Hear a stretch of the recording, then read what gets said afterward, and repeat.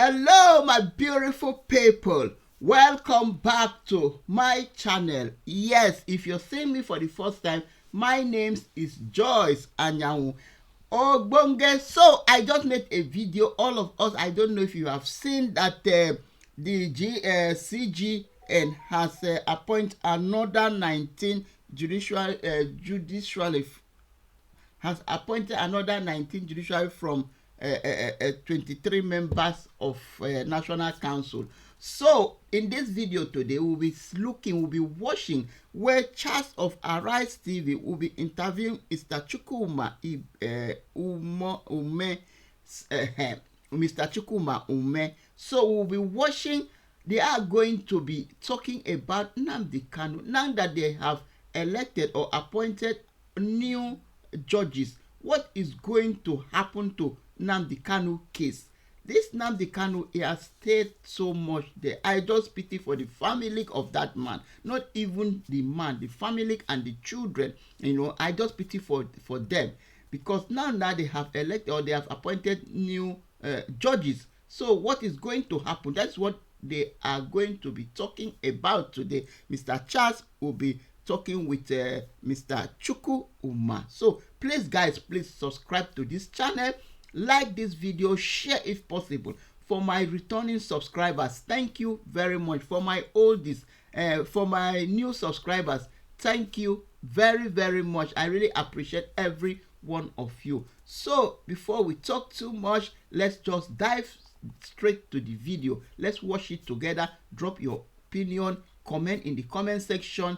Thank you, and I will come back. Wasted time and red flags screaming violation of constitutional rights everywhere. The terrorism case of the state versus the separatist IPOB leader Nnamdi Kanu is due to restart under a new judge.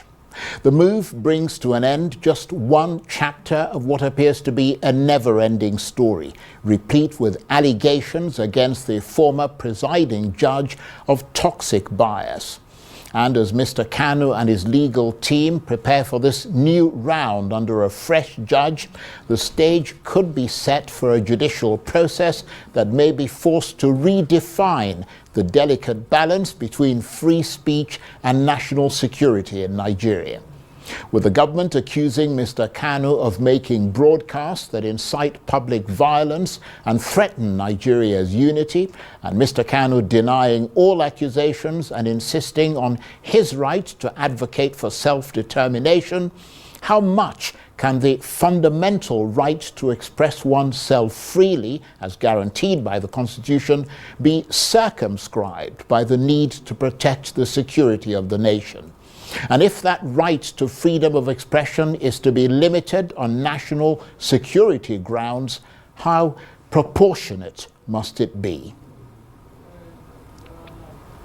Well, for more on all this, I'm joined now in the studio by the former Attorney General and Commissioner for Justice in Imo State, Chukwuma Ume, who is a senior advocate of Nigeria, who advises Nnamdi Kanu's legal team. Thank you very much indeed for coming in. Thank you, Noble, Charlie. Thank you very much. Does it feel like this time we are getting to a place in the incarceration saga of Nnamdi Kanu that we haven't been before? It is just going round and round and round of it. And that is why I made my letter to the president. That's the second time. I'm going to come to that in a minute. Yes. But let's just go sequentially. Yes. Yes, we're about to start a new journey now. But my question now is, why running when we're in the wrong direction? That's my problem. Why running when we're in the wrong direction? This matter of Nnamdi Kanu, can it only be settled in court? Is it the only way? Is that the best way to approach it? That's a good point. When the political issues come up like this. But let's take it, as I said, sequentially. Good. A much higher level of positive signals coming as a result of the prompt administrative intervention of Nigeria's Chief Justice, which appears to have broken, as we mentioned at the outset, the impasse over the request for a new judge to handle the matter. How much does that mark a significant shift in the proceedings? Yes, the proceeding was stalled because you heard what Nnamdi Kanu said. He doesn't want to be tried by the same way. He raised up some legal issues. And then I think he wrote a letter to the CJN and asked for that it be intervened. Yes, a new judge, I think, have been appointed now, have been assigned the case, and I think a hearing notice have been issued. So we start a new plate. But at the end of the day, is that the best solution? Yeah, but as I said, we're taking this sequentially. We're going to get to what the other potential solutions are. We're going to get to the letter that you've written, all of that. But do you know who the new judge is? Or you're not prepared to reveal it yet? I think I had a discussion with the good friend, the special counsel, Lawyer Jimako. We had a discussion about it, but then I'm not too sure that's what I'm going to keep talking here, because it is something that we could envelop itself. Right, so Yes. you guys are not prepared to reveal who the new judge is? I mean, what's the you know, big deal? changes take place. My father told me to live is to change, and to be perfect in life is to have changed often. So until it appears before a judge, that's when we know. Right, We okay. don't know who we said, I'm no longer, please, I'm not interested in this thing. So at that stage, Right, it will okay. be unnecessarily. And do you know when the case will now resume under the new judge? Because one assumes that he or she will need to familiarize with the charges against Mr. Kanu and the background to the case. It is very, very important. Very, very crucial. That case is a very complicated matter. So it is not something you just pick and start flowing with it. No. There's need to take some time to study, because it is a complicated matter. And I think that's why it might be better to find the other routes to it. So that's what I'm thinking. Yeah, well, look, what you're thinking has nothing to do with what the reality is Yes, right the now. The reality is that there's a case in court. Yes, yes. A new judge has been assigned. Exactly. So let's move on that trajectory. Yes. You're a lawyer. Yes. You're a senior advocate of Nigeria. Yes. And peripherally, you advise that legal team. Yes. So let's move on that trajectory. Could this familiarization process for the new judge mean that there will have to be possibly fresh arguments on key points, possibly new motions from the defense and the prosecution? Certainly. Everything will start all afresh. Arraignment and all that. We start all afresh with the new judge. So everything will take all afresh. Right. He has to enter his plea, whether guilty or not guilty. All that will start all afresh. And what sort of expectations do you have at this point, based on the fact that things are going to be given, if you like, a fresh impetus?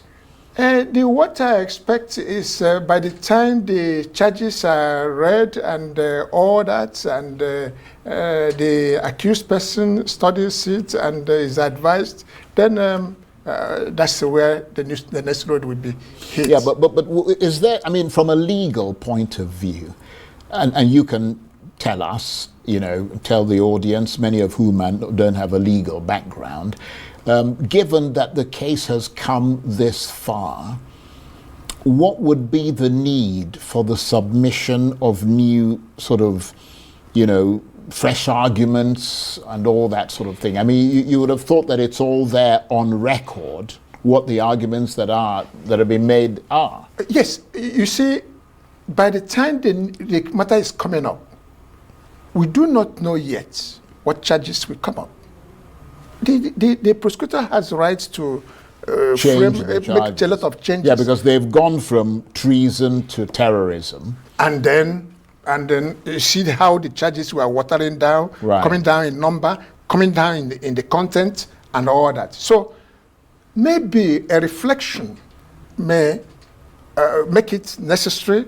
Either the charges are withdrawn entirely, because being assigned to another judge is not the same thing as you must go on with the charges. So the government has their power to say, no, we are done with this matter. We are withdrawing all these charges, or we are amending it, we are changing it, or we are increasing it, or whatever. So these are the possibilities. Right. But the most important thing is, by the time the day is done,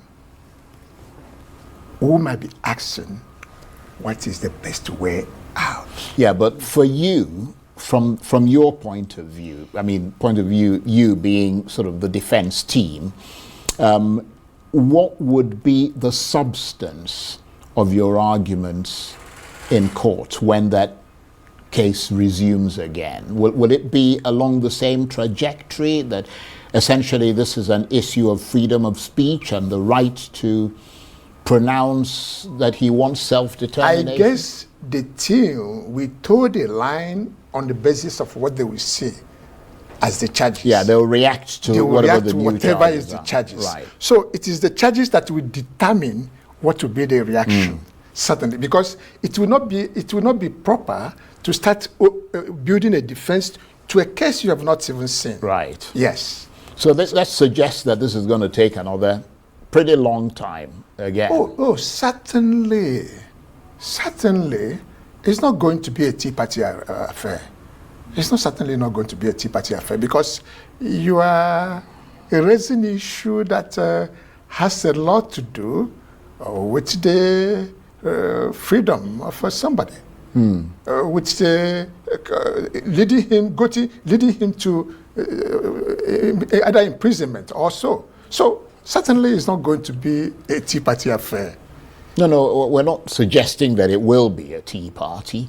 I mean, the point is that he's already been incarcerated for a long period of time. And what I'm saying is that the longer the case drags on, the longer it wears everybody down, doesn't it? Certainly. Yeah, but your expectation is that it's going to drag on for some time still. Our expectation is, my expectation is posed on the line of my song I'm talking about, is probably, but the next adjourned date, or whenever the hearing notice is given, that we might go there and a different toll gate is taken. And maybe the case will be withdrawn and right.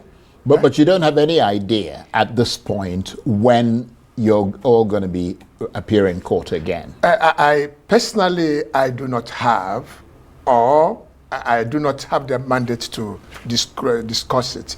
To disclose it? Yes. But you may well have a sense of when it's going to happen. Just the court has the discretion. Right. Any day it wants, it will issue a hearing notice and say, appear before me. Right. And is it your expectation, let me put it in a different way, or at the very least your hope, that the new judge will prioritize a fair and speedy trial? Every judge is expected to be on the road of fair hearing, speedy trial. No, but obviously that did not, in your assessment, the assessment of your clients didn't happen in the past with the previous judge. Yes. So that is why he wrote a letter, and the Chief Justice then intervened, and the Chief Judge of Abuja then, Federal High Court moved the case to another judge. Yes. What I'm saying is that, given that, is it your expectation that things will now move, given all the impetus behind it? Yes. That it'll move on a new trajectory? The accused will certainly expect that, following the hindsight, what have happened in the past, that a new dawn will be there. And the matter will be moved in a more fairly way and in a more open manner and in a more speedy way. Right. So That's what we'll be expecting. But then what we're going to meet there, it will be assessed at the spot. And what has been Nnamdi Kanu's reaction to all of this? I understand you saw him recently. I do. Yes, the reaction is, of course, he made a point, and I think he has had, the points have been looked into, and I think the reality we have now is that the government or the judiciary, the CJN has seen a point to what he raised, and a new judge is assigned. So, I understand there were some points he was making to you about things he wanted to clarify with the public or something. Is that a fact? All he wanted to say is what is the best way? What is the best way to handle this matter? And that's why I wrote the letter I wrote. I did. Look, you see, Nnamdi Kanu's issue is a nation-building matter. It's a nation-building matter. So it is not something that we must do in this squeezy way of handling it without looking at the bigger picture of Nigeria. We have to put the bigger picture of Nigeria into place. Well, the government would argue that there are a number of issues here. One issue is arguably the wider political circumstances that gave rise to whatever it is that he did or said. The other one is the impact of whatever it is he said and did. And the government's argument is that the impact was one that created a restive environment in Nigeria, led to violence, and in those circumstances, if it is deemed by a court of law, to at least certainly the Attorney General, the prosecuting officers, to have led to the commission of violence and a crime, then obviously it would end up in a court. Yes, I get what you're saying. But there's something I want to ask you. So it's a matter of the determination of a court in that regard. No, please. That's not all that needs to be considered. No, I didn't say that's all that needs to be considered. Yes, because but that's something that is to be considered. Yes. If it led to the commission of a crime or violence. There is one point more. If you see the nature of killing that has taken place in Nigerian states, rendering so many of our citizens to be in IDP camps, the murdering that have been taking place. You remember the 70 people killed in Benue State, the 100 killed in Benue State, the all other states that were the aborigines were being killed. What has happened upon all these people? But the head of the Mieta Allah have been given a pardon. He have been freed. Mm-hmm. So, when you are talking about what happened in Benue, Jos, Southern Kaduna, Taraba, mm-hmm. where citizens have left their villages and now in IDP camp. What about those ones? But the people that really engineered these murderous episodes, have they not been granted knowledge by the Attorney General of the Federation? Yes, sir. Then what about Sunday Igboho of the Odua state? How about it? Mm-hmm. You see, this question cannot be taken out of context. Mm-hmm. The most important thing is there is a problem. There is an issue.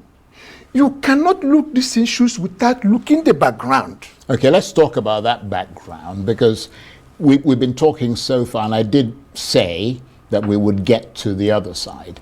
We've been looking at the legal side of things. On the political side, there was talk from the Southeast governors, members of the National Assembly, etc., holding meetings with the president holding press conferences, addressing Nigerians and so on, to try to urge the president to get his attorney general to drop the case. Where do things stand on that front? Because up till just a few months ago, we were being told that, I mean, we saw the Southeast governors all get together and make an announcement they were going to meet the president. We saw people like Honorable Obi Aguocha, who represents him in the National Assembly. Nnamdi Kanu is from his constituency. They all came here and talked about all the mobilization that was going on and the fact that they had all these people who were working to try and speak to the political element of this and try and get some action in that respect. And then you yourself have intervened to plead directly with the president on Mr. Kanu's behalf. That's a kind of political intervention or the prerogative of mercy or whatever. What is the situation with all of that? The situation is, as you have rightly pointed out, different well-meaning Nigerians, some of them left. Chief Ayo Adebanjo. He pleaded for the release of him. Ayo Adebanjo, nobody will say that he doesn't understand the political reality of Nigeria. He has seen it all. Chief Edwin Clark has made a lot of vital contribution to the growth of Nigeria. He knew everything about Nnamdi Kanu, and he put in a word before his death. Ezife, Chief Ezife, Ezife is a seasoned statesman. Before his death, he raised this issue. Is it Amechi? Is it Iwanyang? How many of them? Everybody. All these, plus many other ones, have pleaded because these people understand how Nigeria will benefit from if this Nnamdi Kanu's issue is handled in a political manner. Yes, there are accusations. But as my letter raised, these accusations is trying to solve effect without solving the cause. We are looking at effect without the cause. It is better for us to have a broader picture of what is the Nigerian problem and then start solving it from there. A situation where there is an element of discrimination in treatment of different people, you are laying a foundation for that a job will not be easy to be finished. Because as long as the pain is still there, the friction will be there. It's not the first. You remember the Calabar prison? Calabar prison. You remember the people that came from exile? All these came and yet contributed to the growth of Nigeria. I want to let you know, yes, Nnamdi Kanu, you saw him talk this, there's explanation for that. But the most important thing I want to let you know, and I think I have reason to believe so, is if he's released from this quagmire, if he's treated in a proper way, Nigeria will going to benefit far better. All these set-up crises going on in the East, It will stop. those are crises that are being, staged, taking some advantages. Right. Okay, we're getting to the end of this conversation. Do you think that the current momentum driven by all these people, because they've all been saying things, and then you've got the political leaders, and the most arguably influential political leaders are the governors. Do you think that the current momentum on the political front is strong enough to push through, or are you more confident on the legal side of things? The legal side, I wouldn't be able to determine how it's going to work. The legal side, I wouldn't be able to, because what a lawyer does is to make his own submission. The lawyer doesn't take the pen to write the judgment or to do any other thing. So, what I'm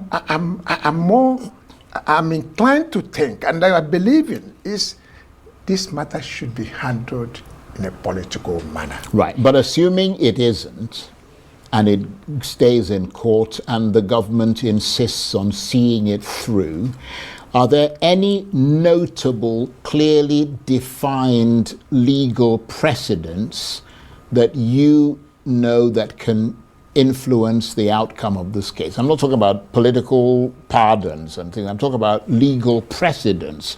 Or does the terrorism element raise the stakes considerably?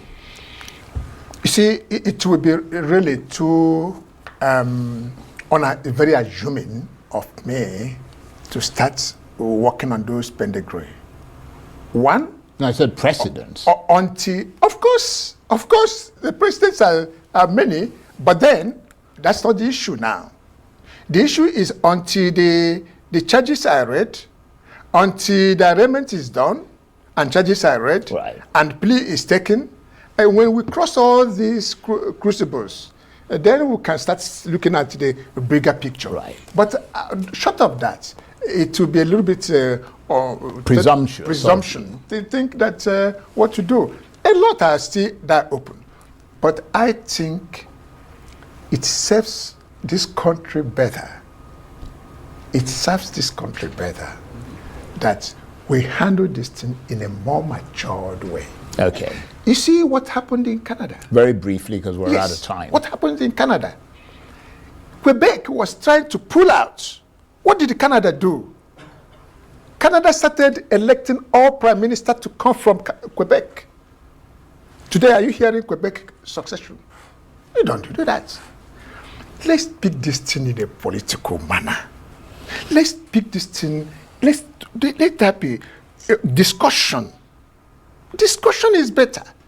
Because we have, in my letter, I have cited several examples where issue of political handling of this type of issue pays better than thinking that we should rough handle Indeed, it. and that's Yes. a reasonable analysis. And on that note, I want to thank you. My beautiful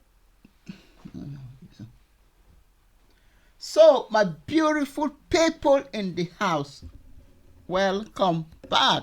So guys, we have watched this video together. So the question is that now that they have appointed new judges, so what is going to be the fate of Nnamdi Kanu? We know the last court sitting, the lady that was in charge of this matter, suspended it indefinitely, that it didn't even put a day of hearing anymore. So God help, God has blessed, God has done wonders. They have appointed new judges. So now, what did you guys think? You have heard what Mr. Chukwuma has said. He has said a lot, which I really feel. I feel for this Nnamdi Kanu, because anytime I talk about this man, or anytime I react about this man, I just feel for the wife. And we know that the wife is still a young lady. For how long? I was even talking one day, even though maybe they can be meeting in the prison, but it's not going to be the same like you being at home, being in your house, being in your comfort place. And the child, even the woman self even have a baby, even when the husband was still in the prison.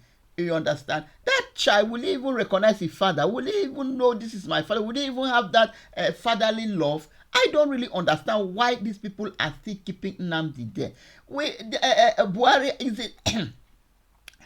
it that is what they plan, Buhari and Tinubu? Because this is another regime. They put Nnamdi there, Buhari put Nnamdi there, another government is in. Why can't the government look into Nnamdi Kanu case and release him. Everybody, there were 3 people. I used to say this thing every time. There were 3 people that started this problem, which is Sunday, Sowore, and this Nnamdi Kanu. And now they have released the other 2. They are working freely. But what is the problem with Nnamdi Kanu problem? What has he really done? According to what Mr. Chukwuma just said, that people in the north, all those bandits that have been buying people, doing all kind of hate men, doing all kind of things, now they have left them. They say they have come into repentance. They have putting them in what did they call this place? Anywhere. They have gone there for to train them. I don't really know. Why are they keeping Nnamdi Kanu in that place? Why? I just pray, because even when Buhari left office, we were happy that at least now Tinubu is there. They will release Nnamdi Kanu. Up till now, Tinubu is going to, is it 2 years or more than 2 years now? Is it more than 2 years or more than 1 year? I don't really know. 2023, 24, 25 is 2 years now. I think May will complete 2 years. Next month will be 2 years of Tinubu being in seat, and they have not yet released Nnamdi Kanu. Nnamdi Kanu came. They went. Buhari still have like 2 years to leave the office. Up till now, they have not still released the guy. Why? Why are they keeping him there? People have been committing crime. Even the northern part of Nigeria, the Hausa people, the Fulani people have been doing all kind of rubbish. They will still leave them. What has Nnamdi do? Is it a crime for somebody to come out and express his feeling, or to say, I don't want here, I want here? All of us, we are adults. He did not force anybody. He did not carry gun to point at anybody, say you must be Biafra. He just advocated and said, people, if you want, you go to Biafra. If you want, you stay in Nigeria. It's normal thing that everybody is supposed to understand. Because he saw that Nigeria is not working for Igbo people, and all of us in Nigeria, we know, we have seen it. We have seen it that Nigeria is not working for Igbo people.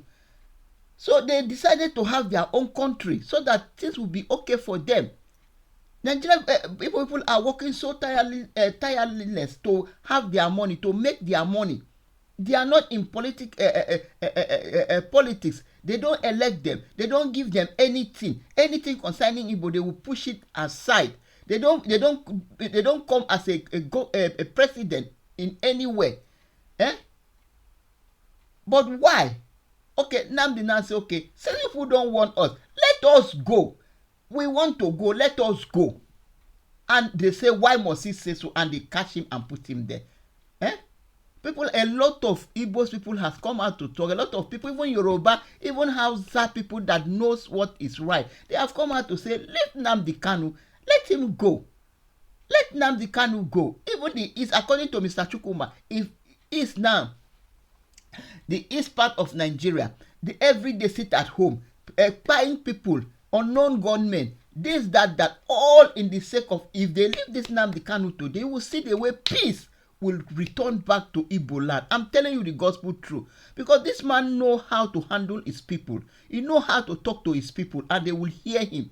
You understand? If they leave this man, all this spying every day, going Imo State now, every day, you cannot even walk freely in Owerri again. Every day you will hear, oh, unknown government has spied people here. Unknown government are spying people there. Unknown government are releasing their bullet everywhere. Because of when Nnamdi Kanu did not go into this place, all these things we were not hearing about them.